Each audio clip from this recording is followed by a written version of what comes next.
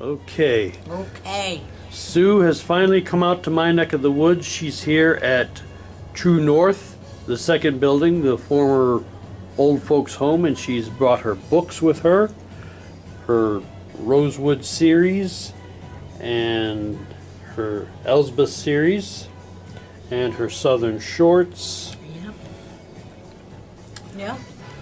So, where do you get your ideas for your books from? My trilogy, the idea came from Twilight. Oh, yeah. That's when vampires were, you know, the thing, not quite as much as they are now. So I thought, well, after reading Twilight, I thought, I'm going to give it a go. Yeah. So that's when Birthright came. And that was 2011. And then for Southern Shorts, it kind of, from True Blood, what is the author of True Blood? Can't think of her name. I can't either. Charlotte something? Charlotte something. Yeah. And they're funny. Okay. And I thought, well, I can do this too. Yeah. So I just thought of trying to research a town down south with a funny name, and I came upon Dry Prong, which is a real place, and then the story about how they came up with the name was even funnier, so I said, that's it. So then I was just trying to find, you know, people with Southern names, so then I looked up female Southern names and male Southern names so I could get my characters, and I kind of like True Blood because I can't think of the main girl's name in True Blood, but she works at a restaurant with Sam. So I thought, well, I can do that. So I came up with the Chubby Wiener. And Chester Birdie is the owner of the Chubby Wiener, so I thought she could work there as a waitress and stuff. And at first it started out with vampire kind of funny stories, but then I thought, no, I'll get it. I was having more fun with her neighbor, Willadine Ferris. Oh, yeah. Yes. Yeah. You remember Willadine. Oh, yeah. She's quite the character. I've actually known some people like Willadine. Her. Yeah. Okay. Mm-hmm. But yeah, she's just way out there. Just way out there. So so I found it really easy to come up with stories, like really quick. And then my story for Night Games came about, I don't know, another thing with, it was, I can't think of the movie. Oh, with Lycans. What is that movie? Underworld? Yes. Yeah. Where the vampire, his daughter, fell in love with a lichen, which is, no, you don't do that. Yeah. So I thought, oh, well, I'll do that. There'll be two different vampire broods, and they're fighting each other. So it's another like Romeo and Juliet, only dark and gothic. And then my historical fiction, which takes place in Scotland in the 1700s, is I got that from watching Outlander,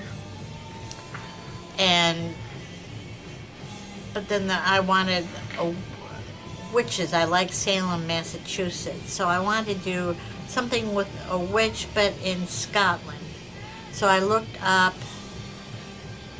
Scottish, what is it, witch trials and stuff, and I came across Janet Horn, which is not her real first name, because back then they didn't keep very good track of who was who when they burnt them or killed them or whatever they did with these poor people.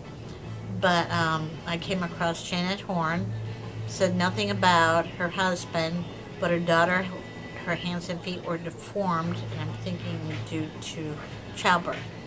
But they all claimed that she had changed her daughter into a horse. That's why they got imprisoned in the toll booth in Dornoch, Scotland, because they were originally from Loth. Okay. Her mother had then, during that time, had dementia, so she had no idea what was happening to her. She was having a gay old time when the flames were coming up all around her, and she thought it was Bonnie. It was a Bonnie fire. So it's a good thing that she didn't know what was going on. But her daughter escaped, don't know how. So with that little bit of information, that's how I built that story. Wow. I had to make it up. And witches have familiars, so thus for the raven. That's Brown. Okay, yeah. And sometimes he takes on human form? Yes. Yes. But he can't talk because of the spell he used went Oh. Okay. wrong. And, but he can talk, is it, what's it called, telepathically? Telepathy. Yeah. So he can talk to Elspeth in her head. Okay. And you did an audio book of Elsbeth, didn't you? Elspeth, yes. The narrator who did Elspeth was from Glasgow, Scotland. Oh, okay. So it was perfect. So go on Audible, put my name to Mydliak, listen to the sample they give. It's awesome. I thought you did the voice of Elsbeth because I got it. I should have said this right at the start. Sue is a member of my writers group, right on Joliet, and it's always a treat when she brings in the latest chapter from the Elsbeth series to read because she does the voice. She does Elsbeth's voice. Right. And No, it goes through ACX or whatever that website is for people who want to narrate people's stories oh, okay. or for themselves. So it goes through them. So I will put my book in when I submit a manuscript, and then I submit it for Audible, and then I put female or male and where from. So for Elspeth I did Scotland, and so someone was looking for a book to narrate, and she found my book. Oh, So she didn't do the second one because her husband was he had failing kidneys, Oh, so dear. she couldn't do it. But we still keep in contact, so we still write to each other. okay, good.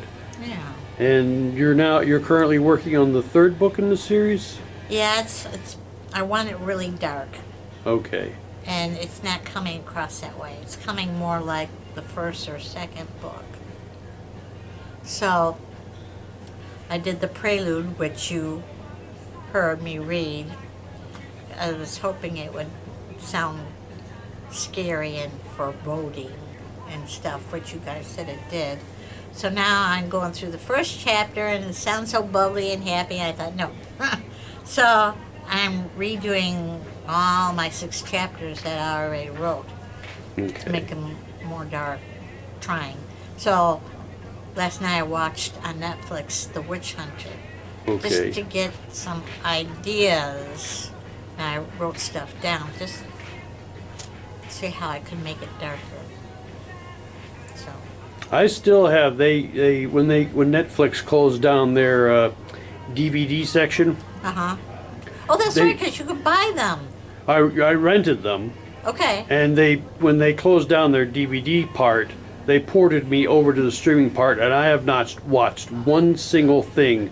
I've been still paying what I was paying for the DVDs, but they said as long as I keep the account open, they'll honor the DVD price. Oh, So I've nice. kept it open, and I haven't watched one single thing since I've gone over to the streaming side. Right now I'm watching Grey's Anatomy. There's 20 episodes on that thing. And after a while... It was more than that. I only saw 20 on there. Oh. Because I looked to see how much further is this going to take me. And it went to 20. And I thought, oh my gosh. And after a while, it's just like, okay, I've had enough. Yeah. You know, it's like with others that I watch on Netflix that it could have been finished a long time ago instead of trying to stretch it out and then it just becomes, Yeah. you know. They run it into the ground. Yes, because they make it too long. So, and there's others that I still watch all the time repeatedly, especially the Korean. I like to watch Attorney Woo Young-woo. It's very good. The character Woo Young-woo is autistic, but the actor who portrayed her is not autistic, but she did a phenomenal job. You would think, because I worked for 8 years with autistic students, so I know everything about that, and she got it 100%. Good. So it was really good. So I like to watch, and she's quite funny because autistic children take things literal. Oh, yeah. Literal. Yes. So when she was having a problem with a new attorney who was in charge of they're like interns, new lawyers, and so they're learning the ropes and stuff.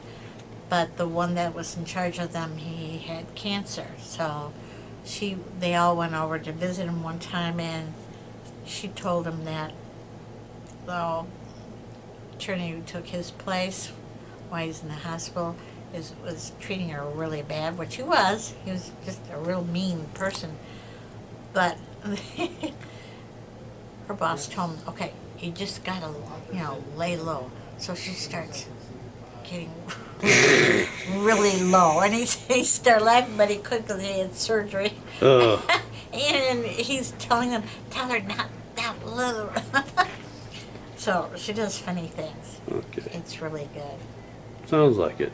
It is. And where did you get that shirt? I bought it on Amazon. Ah. I was gonna wear. I have a T-shirt with this cover on the front. But I couldn't find it, so I have a couple author shirts. So I put this one on. Okay, good. So. And this is where people can find you? Yep. Next chapter? Yep. That's the name of your... That's the publisher. Oh, sure. The publisher. Next chapter is the publisher. Oh. Now, do you own... Is that your company, or... No.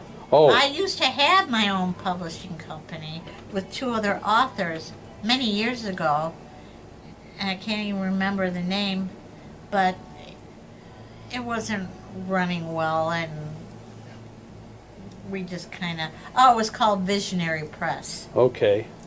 And it just wasn't working well, so... That's a shame. We just kind of ended it. But at least people know where to find you at. Yeah, go on WordPress. Sue Midlock, with this name, my author name. Where is it? Mydliak. This Sue Midlock dot altogether Sue Midlock dot WordPress.com. Okay. And it'll take you right to my author website, and all my books are right there. So you can preview each one, or you could buy it. Click on the link to buy it, and it'll take you right to Amazon. Good. So, Awesome. yeah. Well, thanks for coming out to my neck of the woods. Well, thank you for coming out and seeing me, Dwayne. Oh, definitely. Yeah. Yeah. I went straight home, put on a clean shirt, and changed my shoes, and head right over here. You look great. Thank you. You always look great. Thank you so much. Yeah, well, thank you. Are you going to be joining us on Zoom tomorrow night? Or Thursday night? You know, Zoom, when COVID was around, I had to be on Zoom for the kids at school. Yeah. So I got a little tired of Zoom. Yeah, I don't blame you. So I was thinking I should give it a go go on Zoom tomorrow. I should. Thursday. Right. Yeah. Oh, that's right. Today's Yeah. Tuesday. Okay. Yeah. Well- No, I should go. It's been a while since Yeah. I've been on Zoom. Okay. Well, I always look forward to seeing you and hearing you read. Thanks, Just give us a little sample of Elsbeth's voice. Elspeth. Okay. I'm I- going to read over you there. Okay. I will read. Because I thought you were doing the audios. No. That was another girl from Scotland. Who Yeah, was you doing told me it. that. Yeah.